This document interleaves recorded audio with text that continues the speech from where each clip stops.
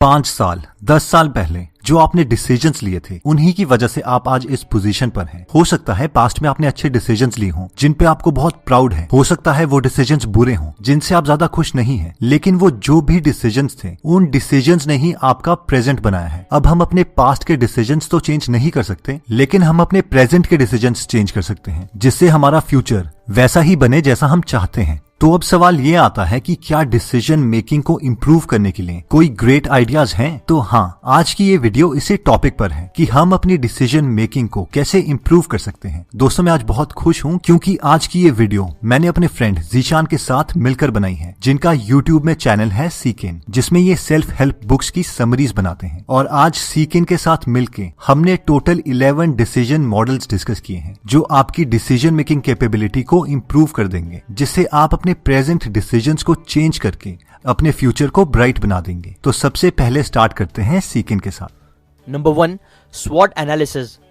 स्वॉट analysis one of the most common और बहुत powerful decision making model है जो कई छोटी से लेके बड़ी बड़ी कंपनीज यूज करती है इंपॉर्टेंट डिसीजंस लेने के लिए। इस मॉडल में एक इंसान 4 एरियाज पे फोकस करते हुए डिसीजन लेता है।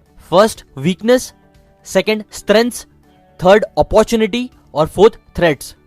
एग्जाम्पल, समझो आपको एक रेस्टोरेंट खोलने का बिजनेस करना है, बट आपको थोड़ी कंफ्यूजन है और आपको समझ नहीं आ रहा कि आप क्या करें। तो ऐसे टाइम पे आप स्वॉट एनालिसिस का यूज कर सकते हो। आप क्या करो कि 4 क्वाड्रेंट्स बनाओ। एक में लिखो वीकनेस और उसमें अपनी सारी वीकनेसेस लिख दो। जो यहां समझो, एक ये है कि आपकी मैनेजमेंट स्किल अच्छी नहीं है जो रेस्टोरेंट चलाने के लिए जरूरी है। फिर दूसरे में लिखो आपकी स्ट्रेंथ्स, जो इस केस में है समझो वो सीक्रेट कुकिंग रेसिपीज जो आपको अपनी दादी से मिली है, जो सबको हद से ज्यादा पसंद आती है। थर्ड में लिखो अपॉर्चुनिटीज, जो इस केस में है समझो वो दुकान जो आपको एक बहुत बिजी स्ट्रीट पे काफी सस्ते में मिल रही है। और लास्ट में लिखो थ्रेट्स, जो यहाँ ये है कि आपके पास पैसे थोड़े कम पड़ रहे हैं और अगर आपने जल्दी एक्शंस नहीं लिए तो वो शॉप कोई और खरीद सकता है। अब आप क्या करो कि इन सारे पॉइंट्स को एक एक करके कंसीडर करो और उसके अकॉर्डिंग एक्शंस लो। एग्जाम्पल, क्योंकि आपको पता है कि आपकी रेसिपीज बहुत अच्छी है जो सबको बहुत पसंद भी आती है, इसलिए ये डिसीजन तो पक्का है कि आप रेस्टोरेंट ही खोलोगे। फिर क्योंकि आपको मैनेजमेंट करना सही से नहीं आता, इसीलिए ये वीकनेस देखते हुए अब आप मे बी किसी एक ऐसे इंसान को पार्टनर बनाओ जो अच्छा मैनेजर हो प्लस जिसके पास पैसे भी हो। तो इससे अब आप अपनी वीकनेस, थ्रेट प्लस दुकान खरीदने की अपॉर्चुनिटी तीनों को पूरा कर दोगे बस एक ही एक्शन से, मतलब एक पार्टनर बना के।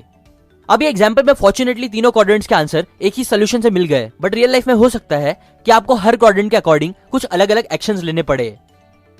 Number 2, the triangle management model. हम सब चाहते हैं कि लाइफ में हर एक चीज एकदम परफेक्ट हो, बट सच तो यह है कि यूजुअली हर चीज में परफेक्शन अचीव करना पॉसिबल नहीं हो पाता है। एग्जाम्पल, समझो अगर आपको एक आइडियल प्रोडक्ट बनाना है तो नॉर्मली आप 3 चीज के बारे में सोचोगे। फर्स्ट, आप एक्सपेक्ट करोगे कि वो प्रोडक्ट बहुत अच्छा होगा, बेस्ट होगा क्वालिटी में। सेकंड, वो आप एकदम सस्ते में बनाना चाहोगे, मैक्सिमम प्रॉफिट्स और कस्टमर सेटिस्फेक्शन के लिए। और थर्ड, आप चाहोगे कि वो जल्द से जल्द बने ताकि आपको जल्दी से जल्दी रिजल्ट्स भी मिले। बट रियलिटी तो ये होती है कि इन तीनों चीजों को एक साथ अचीव करना नियरली इम्पॉसिबल होता है, एटलीस्ट स्टार्टिंग में तो। क्योंकि जब आप क्वालिटी और सस्ते प्रोडक्ट बनाने का सोचोगे तो वो यूजुअली स्लो रिजल्ट्स देगा, और अगर आप फास्ट और चीप बनाना चाहोगे तो उसकी क्वालिटी में कॉम्प्रोमाइज होगा। जबकि अगर आप फास्ट और क्वालिटी प्रोडक्ट बनाना चाहोगे तो इससे एक्सपेंसेस ज्यादा हो जाएंगे। इसलिए आप देखोगे कि इन तीनों चीज का इंटरसेक्शन यूजुअली इम्पॉसिबल ही होता है। अब इस डायग्राम और ट्रायंगल मॉडल से सीखने वाली बात यह है कि फर्स्ट, आप कभी भी हर चीज एकदम परफेक्ट होने का वेट मत करो, फिर चाहे वो आपका प्रोडक्ट हो या कोई डिसीजन लेने से पहले आपकी नॉलेज हो। जेफ बेजोस को अगर बस 70% सेटिस्फेक्शन या नॉलेज मिल जाती उनके प्रोडक्ट के बारे में तो वो और रिसर्च या नॉलेज लेने के बारे में नहीं सोचते, बल्कि फिर वो डायरेक्ट डिसीजन लेके एक्शन लेते और फिर कस्टमर फीडबैक से इंप्रोवाइज करते। सिमिलरली आप भी अगर कोई डिसीजन लेने की प्रॉब्लम में हो तो याद रखो कि हर चीज परफेक्ट नहीं हो सकती है, एटलीस्ट स्टार्टिंग में। इसीलिए बस जो सबसे इंपॉर्टेंट है आपके हिसाब से, लाइक यहाँ के एग्जाम्पल के हिसाब से क्वालिटी या टाइम या पैसा, तो बस आप वो 1-2 चीज को ध्यान में रखते हुए डिसीजन या actions low. Number 3, the stop rule. Stock market trading में एक बहुत इंपॉर्टेंट क्वेश्चन लोगों के दिमाग में ये रहता है कि कब उन्हें अपने स्टॉक्स बेचना चाहिए अगर मार्केट खराब परफॉर्म करने लगे तो।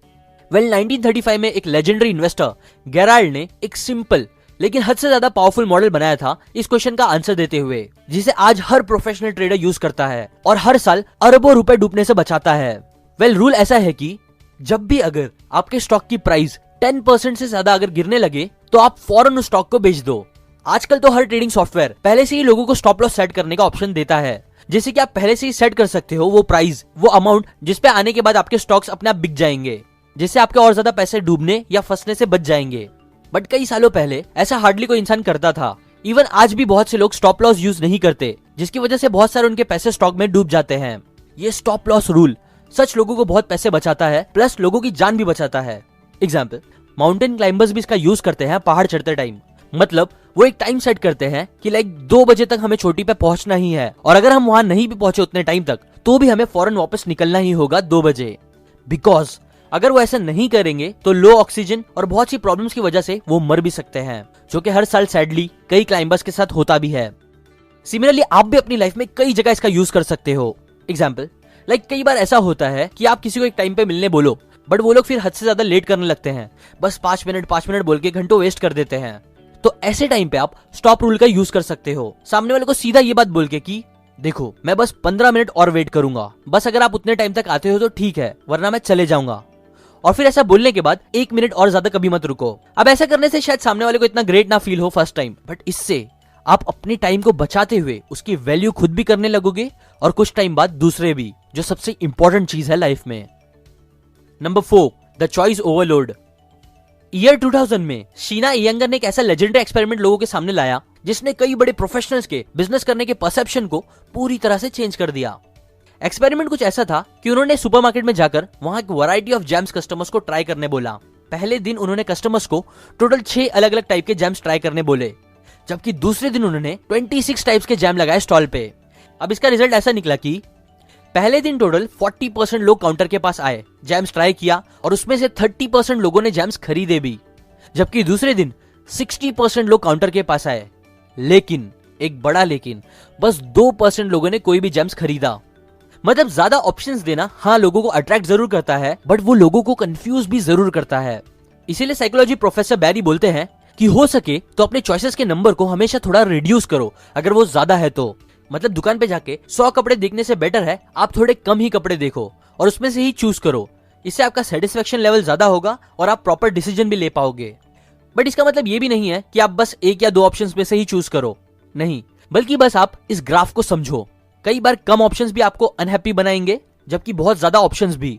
इसीलिए आप हमेशा अपना मिडिल नंबर सर्च करो जो आपको बेस्ट और फास्ट डिसीजन लेने में हेल्प करे। Number 5, the Eisenhower matrix. कई बार ऐसा होता है जब हमारे पास करने के लिए बहुत सारे काम होते हैं, इतने कि हमें समझ में ही नहीं आता कि हमें कौन सा काम करना चाहिए। ऐसे टाइम पे आइजनहावर मैट्रिक्स मॉडल काफी काम का साबित हो सकता है। यूएस के प्रेसिडेंट आइजनहावर को टाइम मैनेजमेंट का मास्टर माना जाता था और उन्होंने ही एक मेथड बनाया था जिससे वो अर्जेंट काम और इंपॉर्टेंट काम को समझते हुए टाइम का प्रॉपर यूज कर पाते थे। उसी मेथड को अगर हम अभी एक ग्राफ से समझे तो यहाँ पे वाई एक्सिस पे होगा इंपॉर्टेंस का स्केल और एक्स पे अर्जेंट का। अब आप एक लिस्ट बनाओ जिसमें वो सारे काम लिख दो जो आपको करने हैं।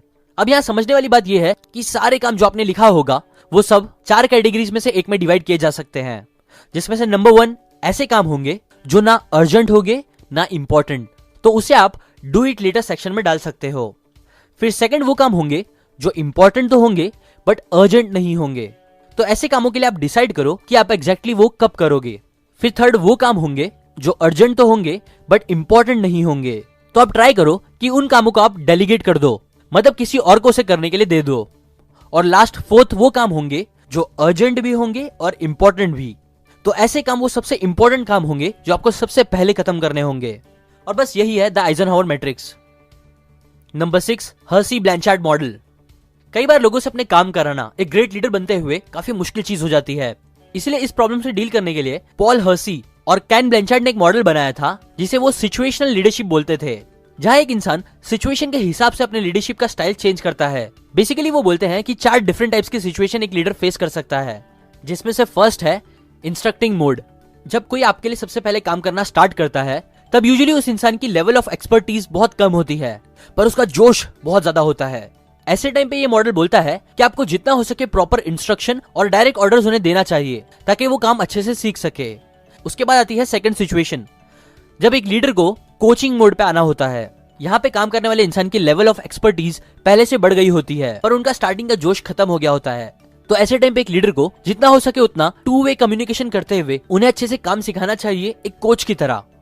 इसके बाद आता है थर्ड सिचुएशन, जब एक लीडर को सपोर्टिंग मोड पे आना होता है। ये टाइम पे काम कर रहे इंसान की लेवल ऑफ एक्सपर्टीज काफी अच्छी हो गई होती है, बट स्टिल उसे कई चीजों के लिए लीडर की नीड होती है। अब यहाँ नोट करो, दो चीज हो सकती है, या तो उस इंसान का मोटिवेशन लेवल और ज्यादा खराब हो गया होगा, या फिर वो मोटिवेटेड होने लगेगा अपनी स्किल्स को इंप्रूव होते हुए देखकर। बट बात जो भी हो, ऐसे टाइम पे लीडर को पूरी तरह से सपोर्टिव रहना चाहिए, उस इंसान को रिस्पॉन्सिबिलिटीज देते हुए और उसे काम के फ्यूचर बेनिफिट्स और फायदे बताते हुए मोटिवेटेड रखना चाहिए। और फिर लास्ट आती है फोर्थ सिचुएशन, जब एक लीडर डेलीगेशन मोड पे जाता है। इस टाइम पे काम कर रहा इंसान एक्सपर्ट बन गया होता है अपने काम में और उसे लीडर की ना के बराबर नीड होती है। यही टाइम होता है जब उस इंसान का मोटिवेशन भी ज्यादा होने लगता है और लीडर उसे सारे काम डेलीगेट करने लगता है, खुद उसे एक लीडर की पोजीशन पे डालते हुए। तो दोस्तों, ये थे 6 मॉडल्स द डिसीजन बुक पर, जो सीके ने बहुत ही ब्यूटीफुली एक्सप्लेन किए हैं। अब जैसे कि ये वीडियो हम दोनों ने मिलकर बनाई है, तो बाकी के 5 डिसीजन मॉडल्स आपको सीकेन चैनल पर मिलेंगे, जो कि आप ये आई बटन को क्लिक करके या फिर डिस्क्रिप्शन में दिए हुए लिंक पे जाके देख सकते हैं। सीकेन चैनल में आपको बहुत अच्छा कंटेंट मिलेगा, जिससे आप अपनी लाइफ को एक नए लेवल पर ले जा सकते हैं। अगर आपको उनका कंटेंट पसंद आता है तो सीकेन को जरूर सब्सक्राइब कीजिएगा। जय हिंद।